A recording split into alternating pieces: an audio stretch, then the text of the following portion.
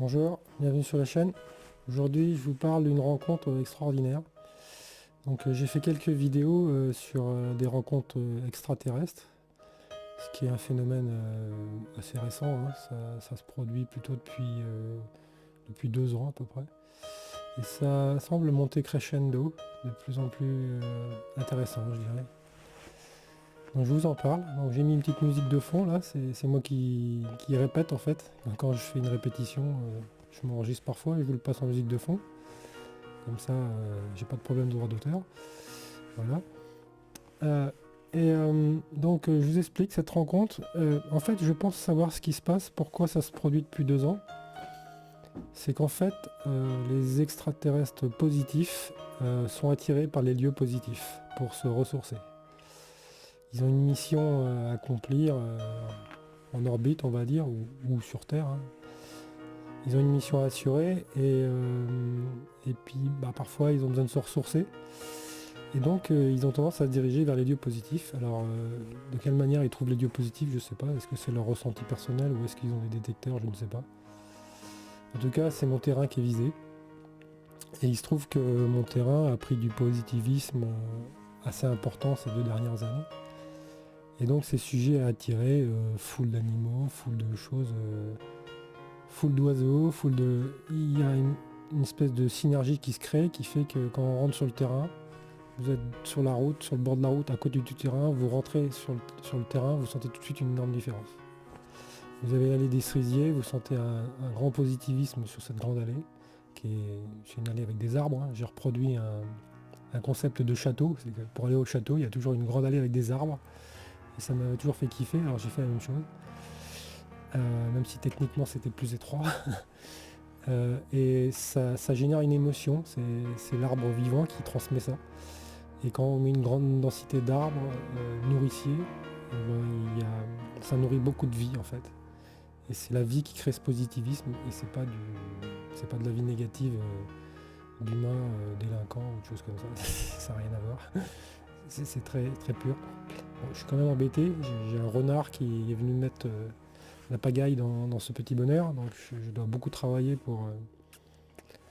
pour créer une clôture haute sécurité en fait, infranchissable pour les renards, pour faire revenir la sérénité pour les oiseaux à plumes plus gros qui ne peuvent pas se défendre face aux renards. Mais néanmoins, le lieu, même sans les animaux, il reste extrêmement positif. Vous avez le romarin qui joue un rôle important, mais pas seulement, l'amandie aussi joue un rôle important. Tous les arbres jouent leur rôle et émettent une énergie différente. Et ça change vraiment le ressenti du lieu, qui avant n'avait aucun intérêt. C'était un champ qui était débroussaillé une fois par an et puis terminé. Non cultivé parce qu'entre 2 habitations, donc jamais cultivé depuis très très longtemps. Et voilà, personne ne s'intéressait à ce terrain en fait. Voilà, donc c'est moi qui me suis occupé de ces 1800 mètres carrés et ça a beaucoup changé en termes de ressenti entre rien au début et après. Voilà. Et ça attire des extraterrestres. Voilà. Ils viennent se ressourcer sur le lieu, ils remarquent le lieu, ils ont sûrement des outils qui permettent de voir les changements dans le temps d'un lieu.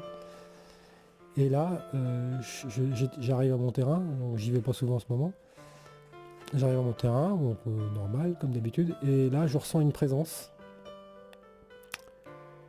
positive, un être grand par l'esprit, mais aussi grand par la taille. Et alors, tous les extraterrestres que je rencontre, ils sont tous invisibles, mais pas complètement en fait. Il y a toujours une faille qui fait qu'un de mes sens détecte leur présence.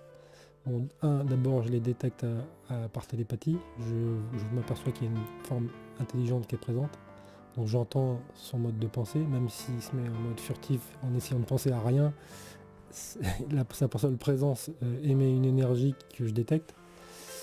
Même si elle est au ralenti comme le font les renards ou certains prédateurs qui arrivent à être extrêmement discrets dans leur manière de penser. Mon terrain est fait de petits chemins avec toujours ce concept des petits chemins avec des arbres tout autour. Ça fait tout un circuit en fait. Et vous avez des chemins à travers tous les arbres finalement. Et donc on n'a pas le choix, quand vous marchez, vous êtes obligé de prendre le chemin et puis c'est les arbres qui vous guident vers l'endroit où vous voulez aller. Et donc là, j'étais dans l'allée des abricotiers et je ressens une grandeur. C'est ça qui ressortait énormément, la grandeur. C'était, je suis grand, très grand. Et je dirais, je peux même vous donner la taille, parce qu'en fait, son estomac m'arrivait à l'épaule.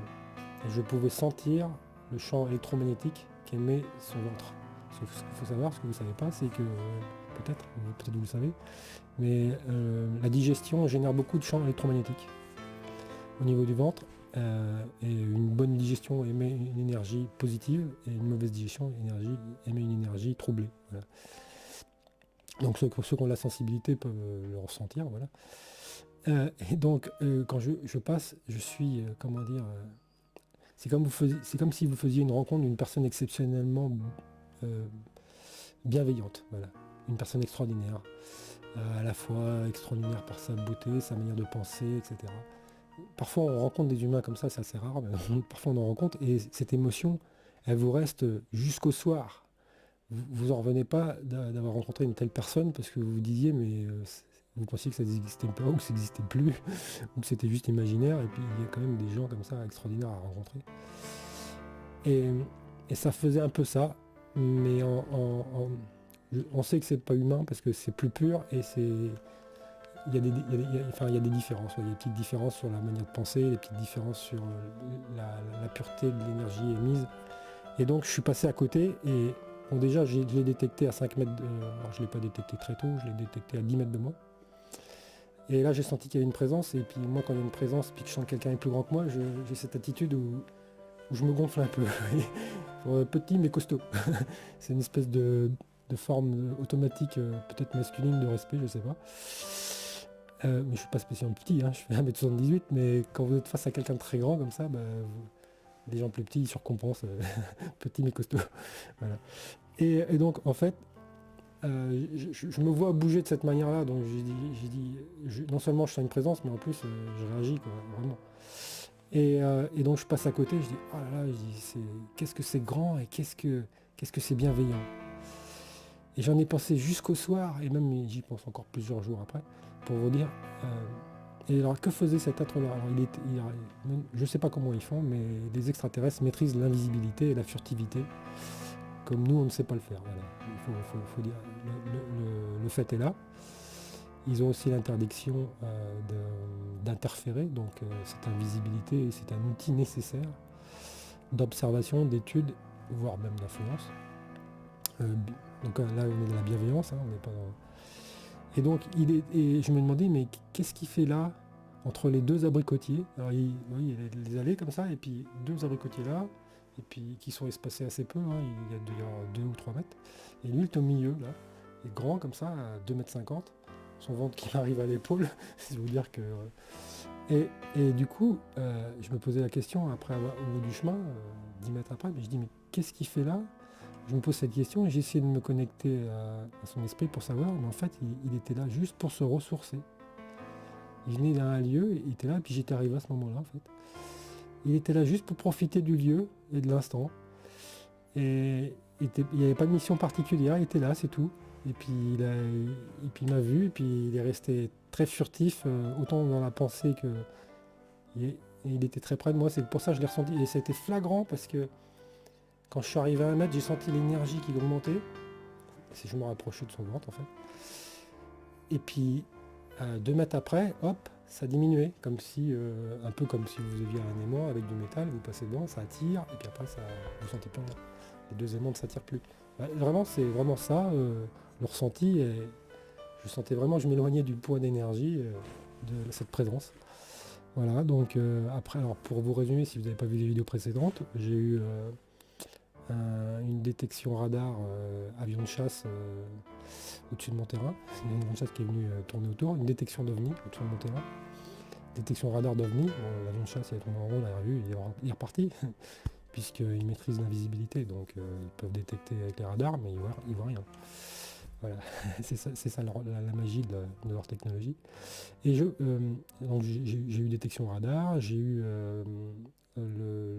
l'ange volant, c'est-à-dire l'humanoïde volant, comme on voit dans les livres, là, avec des grandes ailes qui vont jusqu'au sol, là, 4 mètres d'envergure. Donc j'ai eu droit à un vol plané Alors c'était pas le même, hein, celui qui était là, je pense savoir de quel... moi je pensais que ça n'existait pas les humains ailés, donc j'ai eu droit à ça, si on peut, un piqué à raser de motte, et puis avec pression de l'air juste au-dessus de ma tête, il fait un rase-motte au-dessus de ma tête. Mais toujours en mode invisible, mais le problème c'est qu'il y avait quand même le bruit des plumes et la pression de l'air. Et donc la furtivité n'est pas totale, quoi. Elle est partielle, voilà.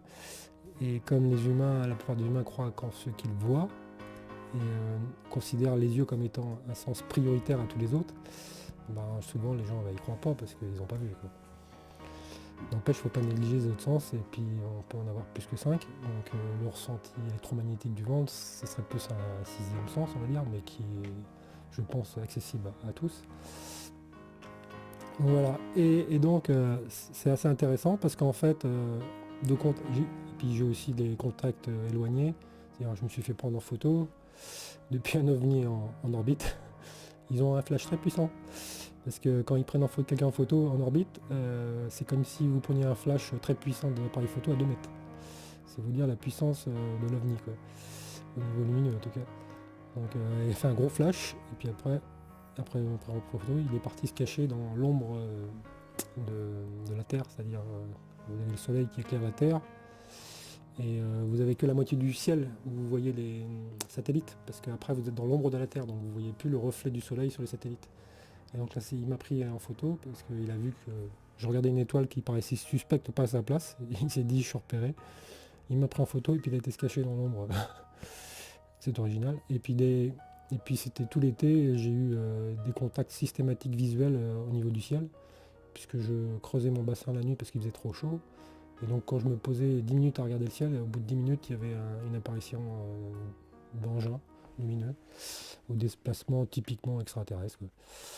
Donc, et ce de manière très répétée, donc des contacts, on va dire des contacts visuels éloignés, qui font exprès de venir se montrer quand au moment même où je regarde le ciel. Et, donc au départ donc des contacts éloignés, après cet humain ailé, pour moi il était de forme humaine, hein. Parce que quand vous vous déplacez dans l'air avec le son, vous pouvez identifier la forme en fait. Ça, vous savez, c'est comme un écho-radar en fait. Avec votre intelligence, vous arrivez à comprendre la forme que ça a. La taille, même si c'est pas des traits très précis, vous savez ça, vous savez si c'est la forme que ça a. C'est facile à déduire. Donc un contact un peu rapproché d'humain ailé, on va dire. Et là, carrément un piéton, quoi. Et alors pour moi, c'était le même être que celui que quand j'ai fait mon déplacement astral. Alors, savoir, j'ai ce qu'on appelle une capacité psychique qu'ont très peu de gens, on va dire. Je peux être à deux endroits en même temps, mais c'est-à-dire que mon esprit voit deux lieux en même temps, le lieu où je suis là maintenant, et mon esprit peut se projeter à un autre endroit et voir ce qui se passe. C'est-à-dire que c'est comme si j'envoyais mon double fantôme voir une scène de ce qui se passe, et je gère les deux situations en même temps de manière éveillée. Voilà. Et je sais que ça fonctionne vraiment, que c'est pas imaginaire, parce que c'est des choses qui étaient parfois graves, ou le lendemain à la radio ou à la télé, ce que j'avais vu là, en direct était médiatisé. Donc je sais que alors ça arrive pas tous les jours, tout le temps, je peux le faire une fois par mois, ou ça peut arriver plus souvent, mais c'est pas tout le temps. C'est en fonction de ce que j'ai besoin de collecter comme information. Des fois je comprends pas trop pourquoi je me retrouve projeté à un endroit. Mais enfin ça arrive, quoi. Et donc j'ai cette capacité à me déplacer par l'esprit, on va dire. Et donc j'ai eu l'occasion de traverser toute la galaxie et de revenir à mon lieu d'origine avant ma vie terrestre, on va dire. D'où je viens, et en fait parce que j'avais des connaissances qui ne s'apprennent pas sur Terre, et je me demandais d'où ça venait. Alors c'est pas, je ne veux pas vous inventer un truc par rapport à de la connaissance technologique, hein. Mais c'est des concepts sociaux, c'est des choses qu'on n'apprend pas ici. Et donc on m'a montré pourquoi j'avais ces connaissances, et donc j'ai fait un aller-retour, quoi, en un quart d'heure à peu près, et puis accompagné d'un être très grand, et aussi grand que lui d'ailleurs. Et donc là à l'époque c'était une présence féminine qui était venue me chercher. Alors pour aller si loin, j'ai besoin d'être dans un état de concentration élevé, Alors, contrairement à un déplacement astral sur Terre qui est instantané, où il n'y a pas besoin de concentration particulière, là pour traverser toute la galaxie, qui est un lieu inconnu pour moi, où il faut être guidé quoi, pour aller au bon endroit, parce qu'on peut se perdre. Donc puis, voilà, on se déplace vers des lieux en général qui sont plus locaux. Et donc en fait dans ce déplacement, on m'avait montré d'où je venais, qu'est-ce que je faisais dans ma vie précédente, etc. avant incarnation sur Terre pour la mission de Starseed dont on entend souvent. Voilà. Voilà, en gros c'est ça. Et donc c'était pour moi c'était la même espèce, le même type d'énergie qu'émettait l'être. Un grand être, alors je pense que c'est des Arcturiens, c'est ce que j'ai trouvé de plus proche par rapport à mes ressentis, par rapport au visuel que j'ai pu voir sur internet. Des très grands êtres bienveillants, à la démarche élégante. Alors là, contrairement à la première fois, où c'était féminin, là c'était masculin. C'était un grand être de 2,50 m masculin. Voilà. Bienveillant, sympathique, comme on a vraiment envie de rencontrer tous les jours. Voilà, en gros. Donc je fais cette vidéo parce qu'en fait sur internet, je trouve très dommage que les rencontres extraterrestres ou le cinéma systématiquement diabolise ou génère la peur autour de ce sujet. Et en fait, il y a le bien et le mal partout, en fait, que ce soit, comment vous dire, la Terre ou ailleurs.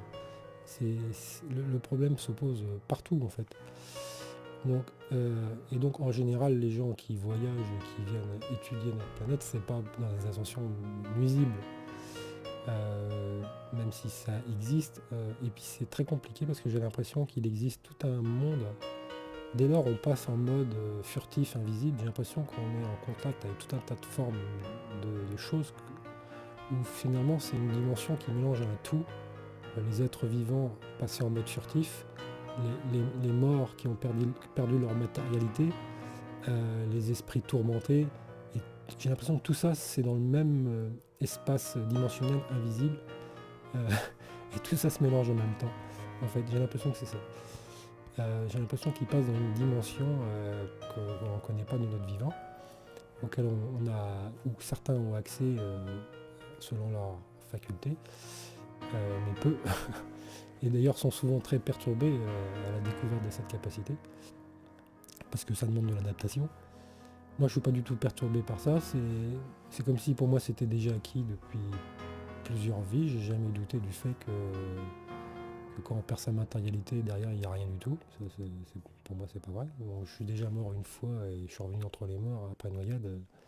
J'ai bien vu qu'il se passait quelque chose après, et qu'on n'était pas au point mort et puis il se passait rien, non c'est faux. Mais c'est un changement d'état, on va dire, hein. Tout comme l'eau peut passer à l'état gazeux, hein. L'eau, quand elle est liquide, vous la voyez, et quand elle passe à l'état gazeux, bon, si vous voyez la fumée de l'eau qui s'évapore, c'est parce qu'elle est encore en micro-gouttelettes, mais quand elle est complètement évaporée, elle est invisible. Donc vous avez un changement d'état qui vous fait perdre, la matière est là, mais vous la voyez plus. Voilà. Et bien en fait, ils maîtrisent cette technologie, quoi. Ils savent changer d'état et devenir invisible. Donc c'est ça. Donc pour moi, l'intérêt de cette vidéo, c'est de montrer qu'il existe une bienveillance, et qu'il ne faut pas avoir que des choses dans la peur, et de penser que c'est comme l'esprit humain cupide qui vient là pour prendre, pour acquérir, pour voler, etc. C'est pas ça du tout. Pour moi, la Terre, c'est un lieu d'éducation des consciences. Et il y a besoin d'aide, quoi. Il y a besoin de beaucoup d'aide parce qu'il y en a qui sont vraiment, vraiment perdus sur comment gérer la relation entre les êtres vivants, et qui sont dans le prendre que pour soi, essayer de ramener toujours la couverture vers soi, alors qu'en fait, c'est exactement l'inverse qu'il faut faire. Et il faut plutôt être dans essayer de créer de la richesse et donner. C'est ça qu'il faut essayer de faire. C'est la grande difficulté sur Terre, c'est d'arriver à produire des richesses. Et pour ça, il faut acquérir la connaissance, la science dans tous les domaines, que ce soit la santé, les arbres fruitiers, le potager, etc. Et quand on a réussi à comprendre tout ce qui peut optimiser le bon fonctionnement de tout ça, alors on peut commencer à devenir généreux et être assez fier d'avoir réussi à y transmettre ce qu'on apprend. Et c'est là que et c'est important, et c'est là que j'ai découvert qu'en fait des arbres vigoureux, c'est pas les pépiniéristes qui font les arbres les plus vigoureux, c'est les oiseaux. C'est les oiseaux qui sèment les graines qu'ils ont mangées des fruits. Et donc faut se poser la question pourquoi les oiseaux font mieux que les pépiniéristes, quoi. Voilà. Donc il faut essayer de comprendre et puis essayer de faire évoluer les choses et puis comprendre les forces de la nature pour arriver à créer un paradis. En ce moment, moi je travaille juste sur un petit 1800 m², mais qui peut encore beaucoup beaucoup progresser, hein. Mes arbres, j'en suis pas totalement fier parce que je sais qu'on peut faire beaucoup beaucoup mieux, que normalement je devrais avoir beaucoup plus de production de fruits, etc. Mais que le mauvais travail des pépiniéristes fait que je subis un échec parce que j'y connaissais rien. Mais maintenant j'ai commencé à acquérir la connaissance, le savoir. Donc je vais faire des tests en électroculture pour dynamiser les semences des arbres, choisir éventuellement les porte-greffes, puisque faute de travail de sélection durant les 2 derniers millénaires, ça je peux pas le faire en 5 minutes, donc faute que les humains n'aient pas fait de la sélection de manière rigoureuse pendant 2000 ans, eh bien va falloir greffer. Il n'y a que les ours au Caucase qui ont bien fait le boulot et qui font des pommiers du Caucase délicieux à semi-stable. Mais c'est parce que les ours ont bossé. Ils ont détruit tous les mauvais pommiers pendant plus de 1000 ans à cause de leur caractère grincheux. Quand un pommier est pas bon, il faut le détruire. Et quand il est bon, on casse pas les branches, on mange les pommes. Et en gros, c'est eux qui ont fait la sélection. Et c'est pour ça que et les hommes n'ont pas pris modèle sur l'ours. Finalement, l'ours est plus malin que l'homme. Si on réfléchit bien, il a su mieux adapter son environnement à ses besoins. Et l'homme, lui, il a tendance plus à le détruire. Mais c'est à cause de certains... C'est pas à cause de toute la population, c'est beaucoup à cause des dirigeants et puis de ceux qui laissent les dirigeants prendre le pouvoir, qui n'en sont pas dignes. Elle est surtout là, l'anomalie sur Terre. Et à partir du moment où on peut arriver à créer de la richesse pour tous, beaucoup de conflits disparaissent en fait. Voilà. C'était ça le message. Allez, j'espère que la musique vous aura pas déplu et que le discours vous aura intéressé. Allez, au revoir.